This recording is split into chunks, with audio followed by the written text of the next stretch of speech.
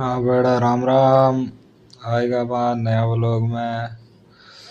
घूमता फिरता रास्ता में। आज यार भाई कहाँ टकरने नया रास्ता में ले रहे हो। कटू कटू काड़ी ठा कोनी। नीचा और निकलना पड़ा है। यार रास्ता में गाड़ी देखी कचरा रही तो बहरी याद आएगी। वो एक तरह रो कचरो है।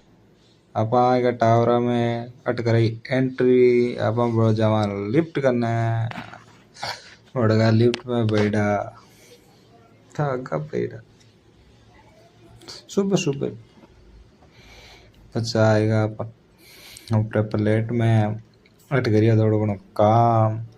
काम કર્યા બાદનું की दोपहर પછી मैं निकल जाऊँ छा लऊं ने।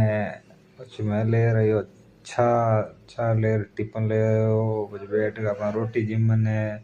रोटी जीमन जीमी अपा चक्की चक्की जीमन अपा जावा अब नीचा नीचा यार पहलो काच रो मोड़ करियो। काच पहले फूट गो जण मंठाई ताबे को नावे।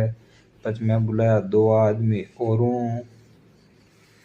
अच्छा मैं क्यों अब टेको काच बेड़ा। पछाड़िया आपा काच उपरे काच मोटा घना। आज अगले दिन लागो कड़िया दुकान होगी भाई।